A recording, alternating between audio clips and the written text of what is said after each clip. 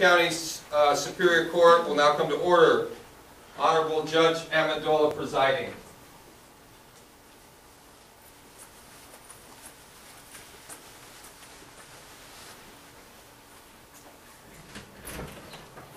Your Honor. Your Honor.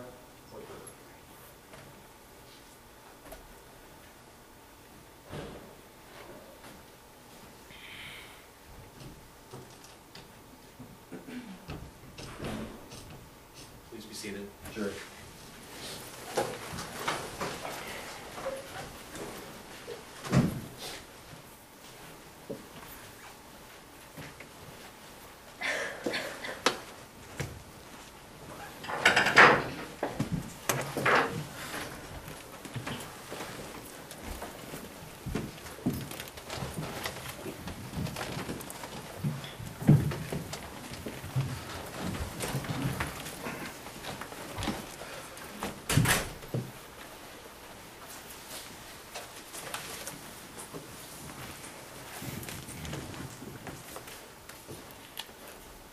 Good morning, ladies and gentlemen. The first thing I want to do as a case in a matter of law is I need to explain to the jury their duties for the day. And that is done so that the jury has their instructions particular to a trial. And in this case, it is a murder trial, and I need to read them their rules of engagement. Okay, this is for you folks. And firstly, what I'd like to say is thank you very much for doing your civic duty and being here today. And these are some things I just want to remind you about as a jury. A defendant in a criminal case is presumed to be innocent. The presumption requires that the people prove beyond a reasonable doubt. Whenever I tell you something, know that I mean beyond a reasonable doubt. It's very important that you understand it, unless I specifically tell you otherwise. What I'm going to do now is explain the presumption of innocence and the people's burden of proof. The defendant has pleaded not guilty to the charges. The fact that the criminal matter has been filed against the defendant and the evidence that we have for this charge is true. Is not evidence that it's true just because, let's say, just because we the people say that this person is guilty doesn't mean that the person's guilty because they're sitting here now. That has to be proven out in court beyond a preponderance of this evidence, beyond a reasonable doubt. Now, proof beyond a reasonable doubt is proof that leaves you, the jury, with an abiding conviction that this charge is true. The evidence need not eliminate all possible doubt because everything in life is open to some possible or imaginary doubt.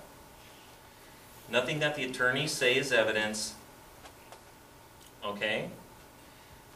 In their opening statements, which is going to occur in just shortly here, you're going to hear the arguments of each attorney, and they're going to discuss the case, but the remarks are not evidence. Does the jury understand that?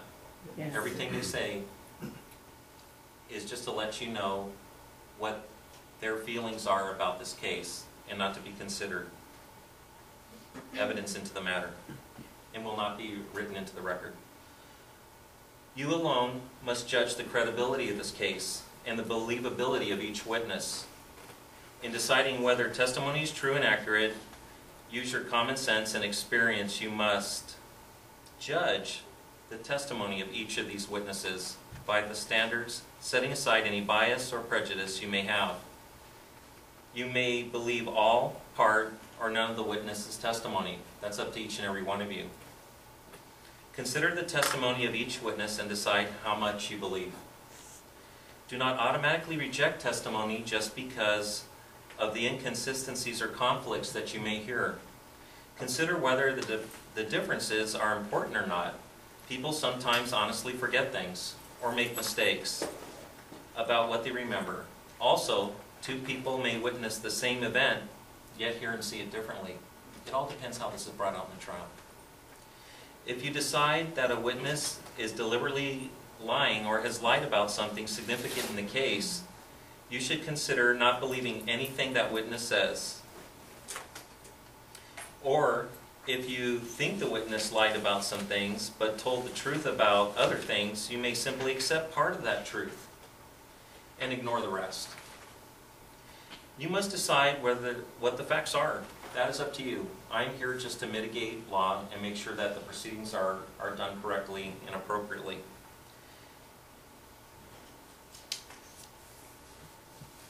Okay, jury, here's your charge.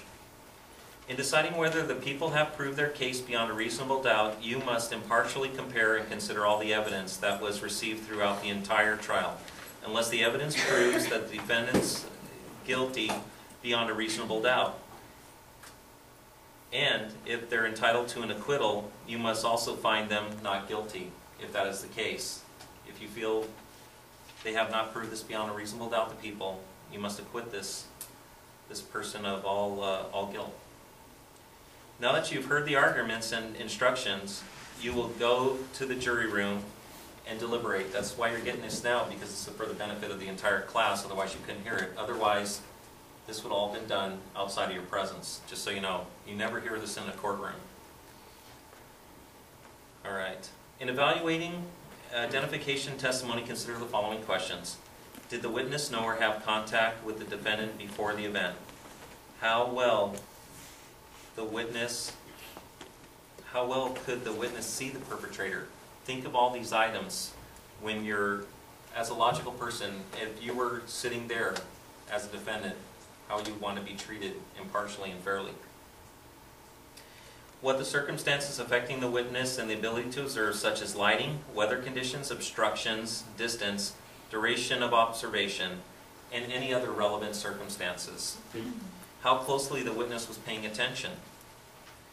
Was the witness under stress when he or she made this observation? If you decide there is a conflict in the evidence, you must decide what evidence, if any, to believe, not simply count the number of witnesses who agree and disagree and then point a finger at who's guilty or not guilty.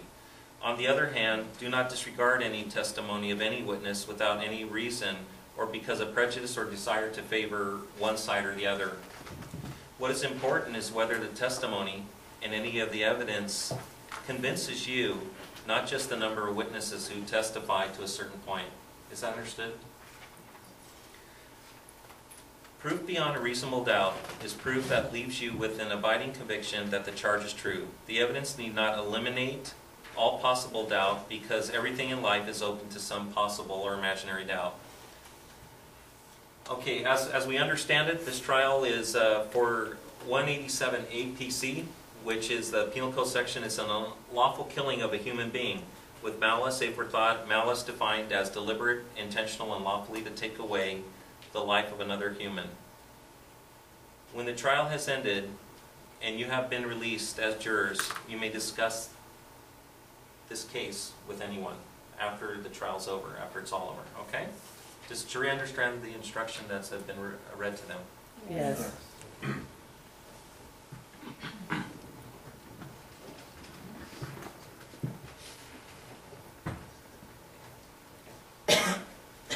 Okay. Let us go ahead and proceed. Are the people ready? Is the defense ready? Yes, sure. Okay, I'd like to hear your... Your Honor, I'll swear the Would you please? witnesses, please. All witnesses in this case, please rise. Raise your right hand. You solemnly swear to tell the whole truth, nothing but the truth, so help you God. Okay, from this point on, you will be considered under oath during these proceedings. Do you understand that? Yes. Have your seats, please. Thank you, Bill. Now we'll hear the opening statements of the people and then the defense. The people of California versus Dana Sanchez and Dana Sanchez for the murder of Marilyn Mosqueda and her fetus. Dana Sanchez, I'll prove beyond a reasonable doubt that Dana Sanchez committed a heinous crime of murder against Marilyn Mosqueda and her fetus. She was a jealous wife who ended a life because she was unhappy in her own marriage and that her husband turned to a 17-year-old girl for a relationship. She had means, motive, and opportunity to kill her, and she took advantage of